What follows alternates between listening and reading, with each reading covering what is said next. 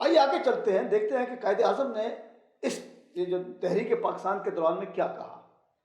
قائد اعظم محمد جناح قیامت پاکستان کی جد و جہد نے بڑی جان فشانی اور تدبر سے کی۔ ایک طویل جد و جہد سے کچھ افکار کا مختصر مطالعہ کرتے ہیں، وہ کسی مقصد کے حصول کے لیے کیا تگ و دو کر رہے تھے۔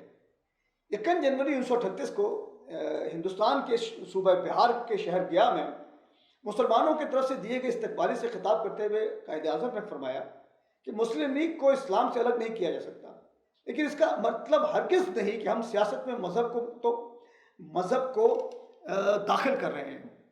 اسلام تو ایک مکمل ضابطہ حیات ہے، یعنی کہ کمپلیٹ کوڈ آف لائف ہے۔ یہ صرف مذہب نہیں بلکہ قانون، فلسفہ اور سیاست بھی ہے۔ اسلام ہر اس تفصیل پر مشتمل ہے جو ہماری شب و روز کی زندگی سے متعلق ہے۔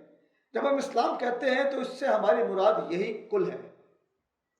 اسلامی نظام حیات انسانی آزادی، مساوات اور اخوت ہے، یعنی کہ لبرٹی، ایکویلٹی اینڈ فیٹرنیٹی۔ پھر 1 فروری 1941 کو اسماعیلیہ کالج بمبئی کے طلباء سے خطاب کرتے ہوئے اعظم نے فرمایا کہ اسلام مسلمانوں کی زندگی بشمول سماجی اور معاشرتی، ثقافتی، سیاسی اور معاشرتی پہلوؤں کے لیے رہنمائی فراہم کرتا ہے۔ پاکستان کی صورت میں ہم ایسی ریاست قائم کریں گے جو اسلام کے اصولوں کے مطابق چلائی جائے گی۔ اس کے ثقافتی، سیاسی اور اقتصادی نظام کی بنیاد اسلام کے اصولوں پر رکھی جائے گی۔ پھر قائد اعظم نے 11 اگست 1947 کو جو پہلی قانون ساز اسمبلی کی میٹنگ تھی، اس سے انہوں نے خطاب کرتے ہوئے فرمایا اگر ہم پاکستان کو اس عظیم الشان ریاست کو خوشحال بنانا ہے تو ہمیں اپنے تمام تر توجہ لوگوں کی فلاح و بہبود کی جانب مبذول کرنا چاہیے، خصوصاً عوام اور غریب لوگوں کی جانب۔ اگر آپ نے تعاون اور اشتراک کے جذبے سے کام کیا تو تھوڑا ہی عرصے میں اکثریت اور اقلیت، صوبہ پرستی اور فرقہ بندی اور دوسرے تعصبات کی جڑیں ٹوٹ جائیں گی۔ ہماری ریاست کسی تمیز کے بغیر قائم ہو رہی ہے۔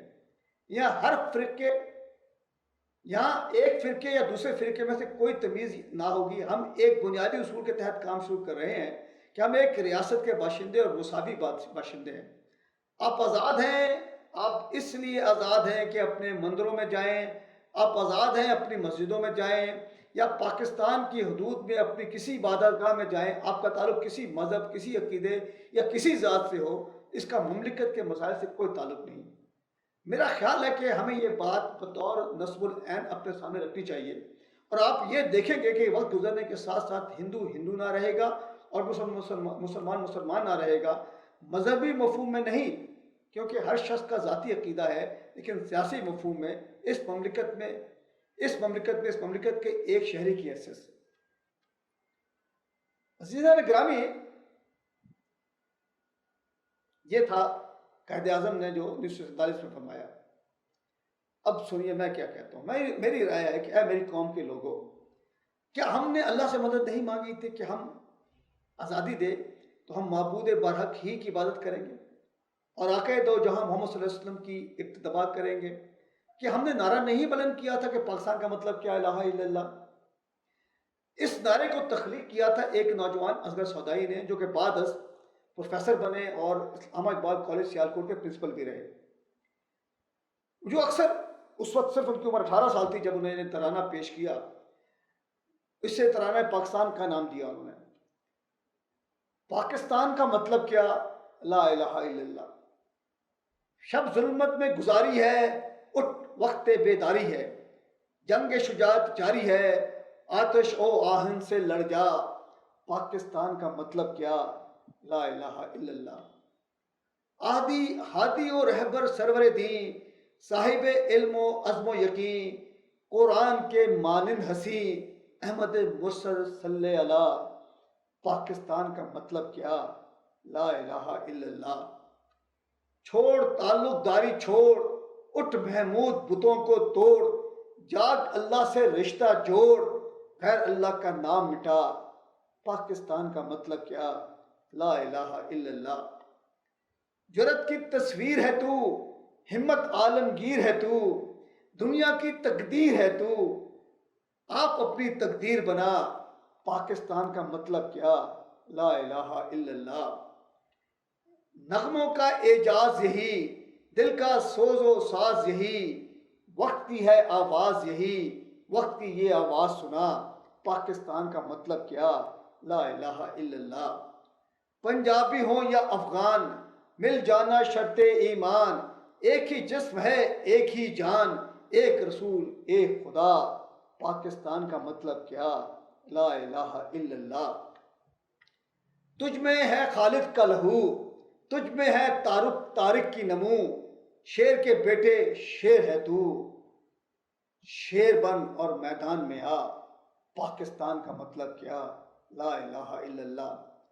مذہب ہو کے تہذیب کے فن، تیرا جدا گانا ہے چلن، اپنا وطن ہے اپنا وطن، غیر کی باتوں میں مت آ، پاکستان کا مطلب کیا، لا الہ الا اللہ۔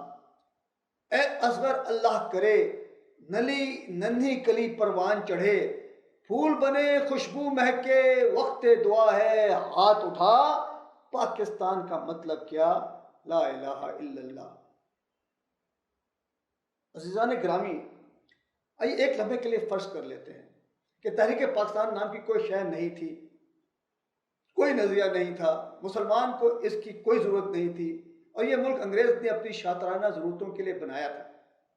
پاکستان کا قیام انگریز کی عیاری اور چالاکی تھی، مگر کیا یہ حقیقت ہے کہ نہیں کہ پاکستان میں 97% برتری سے ہم مسلمان آباد ہیں، اور یہ کہ ہم مسلمان اللہ کو وحدہ لا شریک کا لہو معبود مانتے ہیں، اور محمد صلی اللہ علیہ وآلہ وسلم کو اللہ تعالیٰ کے رسول جانتے ہیں، اور یہ بھی کہ قرآن مجید فرقان حمید اللہ کی کتاب ہے۔ تو پھر سادہ سی بات صرف یہ ہے کہ کیا ہم اپنی ریاست سرزمین پاکستان پر اللہ تعالیٰ کی حاکمیت قائم کرنے کے ذمہ دار نہیں ہیں؟ کیا قرآن ہمیں اس پر اتمام حجت نہیں کرتا؟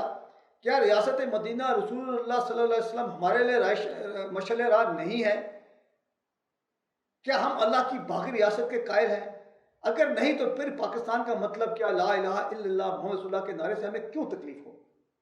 ہم اپنے بزرگوں کو کیوں لعن طعن کریں جنہوں نے اس کلمے کی بنیاد پر تحریک چلائی اور سرزمین پاکستان حاصل کیا؟ پاکستان دو قومی نظریے کی بنیاد پر قائم ہوا۔ اس ریاست کے قیام کا واحد مقصد ایک جدید اسلامی فلاحی ریاست کا حصول تھا۔ اس بارے میں 2015 میں وینکٹ ڈھولی پالا صاحب نے کتاب لکھی ہے، جو کہ ہندوستان کے شہری ہیں، اور انہوں نے یہ امریکہ میں رہتے ہوئے اپنی پی جی ریسرچ میں کتاب لکھی ہے۔ نیٹ پر جائیے اور creating new Medina state power Islam and quest for the Pakistan in the late colonial north India, YouTube پر جائیے، یہ کیجئے اور دیکھیے اس پر انہوں نے کیا گفتگو کی ہے اس کتاب کے مصنف نے۔ دراصل انہوں نے اس کتاب میں یہ ثابت کیا ہے کہ پاکستان کا جو نعرہ لگایا تھا وہ مسلمانوں کی قیادت نے بہت صاف اور ستھرے لفظوں میں بیان کیا ہے کہ یہ ایک اسلامی ریاست مدینہ کے اصولوں پر قائم کرنے کے لیے بنائی گئی تھی۔ سرزمین برصغیر ہند پر اس اسلامی ریاست کی کیا ضرورت تھی اور اس کے کیا خد و خال ہوں گے، اس پر بھی خوب بحث ہوئی ہے، جس میں غیر مسلموں نے بھی حصہ لیا ہے۔ ولفرڈ سی اسمتھ نے 1951 میں کتاب لکھی، Pakistan as an Islamic state. میں نیچے اپنی اس ویڈیو کے نیچے اس کا لنک دے دوں گا، یہ نیٹ پر کتاب اویلیبل ہے پی ڈی ایف فارمیٹ میں، آپ وہاں جا کر پڑھ سکتے ہیں۔ یہ دو کتابیں، یہ جو وینکٹ ڈھولی پالا کی کتاب ہے کریٹنگ نیو مدینہ، اور ولیم سی اسمتھ کی کتاب جو ہے، ولفرڈ سی اسمتھ کی جو کتاب ہے Pakistan as an Islamic state, ان دو کتابوں کو پڑھ کر اور وینکٹ ڈھولی پالا کی انٹرویو کو سننے کے بعد آپ کو اندازہ ہوگا کہ پاکستان کو قیام کے لیے، پاکستان جب قیام کیا جا رہا ہے تو اس کے وقت بحث کیا تھی۔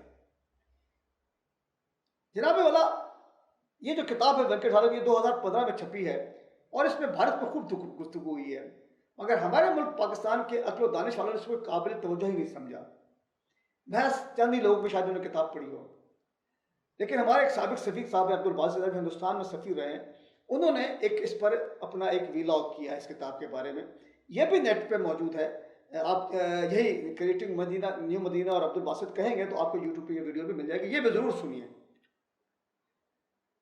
تو ہم اگر یہ 14 اگست ہمارا تجدید عہد وفا کا دن ہے تو دیکھنے کی ضرورت ہے کہ کیا پاکستان ایک اسلامی فلاحی ریاست بن سکا ہے؟ پاکستان کا قیام جدید اسلامی ریاست مدینہ کے انقلاب کے لیے ہوا. ایک رد انقلاب کا ضرور ہونا قدرتی عمل تھا. ایک مٹھی بھر ماڈرنسٹ طبقہ جو دراصل حکمران اشرافیہ ہے، طاقتور ہے اور پاکستان کو سیکولر ملک بنانا چاہتا ہے، اس راہ میں حائل ہے. اس گروہ کو پہچاننا ہو تو راولپنڈی سازش کیس کی تحقیق کر لیں، جسٹس منیر کی رپورٹ پڑھ لیں. غلام محمد ہو یا اسکندر مرزا یا بھٹو، کوئی ان کا مقصد پورا نہیں کر پایا تو انہوں نے کمال اتاترک کا ماڈل اختیار کیا اور ایوب یحییٰ اور مشرف کے ذریعے اقتدار پر قبضہ کیا. یہ لبرل سیکولر لوگ مسلسل تھیوروکریسی بلائیت سے ڈراتے ہیں. اس کی بشرا کمزوریوں کو خوب اچھالا جاتا ہے اور اسے 1400 سال قدیم زمانے میں مقید بتایا جاتا ہے. مگر خود اس طبقے نے پچھلے 76 سالوں میں اس قوم کو بھوک، ننگ، افلاس کے سبب کیا دیا ہے؟ نہ تعلیم دی ہے، نہ روزگار، مگر نعرے ہی نعرے اور جی بھر کر کرپشن. سچی بات تو یہ ہے کہ آج پاکستان اسلامی فلاحی ریاست نہیں ہے، بلکہ کڑی بات یہ ہے کہ آج ہم ایک قوم ہی نہیں ہے بلکہ ایک ہجوم ہے جو محض پیٹ پوجا کی خاطر ذلیل ہو رہا ہے. ہمارے بارے میں کہا جا رہا ہے کہ ہم ایک ناکام ریاست ہے، ہم ایک ناکام ریاست ہے. پاکستان کی تاریخ کا کمال تو یہ ہے کہ 76 سالہ پاکستان میں آج تک کوئی مولوی اقتدار میں نہیں آیا کیونکہ اسے ووٹ ہی نہیں ملے. مگر پاکستانی قوم نے ہمیشہ غلامی رسول صلی اللہ علیہ وسلم کے لیے احتجاج کیا اور جانیں دی. اس قوم کو پاکستان کا لا الہ الا اللہ محمد رسول اللہ سے رشتے کا مکمل یقین ہے. ان کا مزاج صوفیانہ ہے مگر کردار مجاہدانہ اور غازیانہ ہے. جب بھی دشمن نے للکارا ہے بچہ بچہ سر بکف ہو جاتا ہے. پاکستان کی مسلح افواج اس قوم کا حصہ ہیں اور یہ ریاست پاکستان کو ہر صورت میں دفاع کرے گی.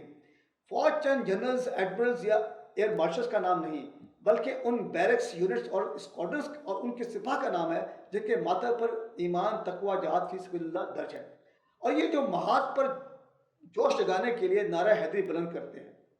ان افواج کی مدد سے کبھی بھی سیکولر نظام حکومت قائم نہیں ہو سکے گا. یہ راکم کی مسلسل مصمم رائے ہے کہ تقریباً 3 دہائیاں میں نے ان کے درمیان گزاری ہے. اگر پاکستان کی 75-76 سالہ تاریخ آج سے تالے آزماؤں کو سبق نہیں مل رہا تو تجربہ کرتے جائیں. آپ مٹی میں مل جائیں گے اور کئی عام لوگ ان بیکار ہجوم کی بھیڑ میں سے ممتاز قادری بن کر امر ہوتے جائیں گے.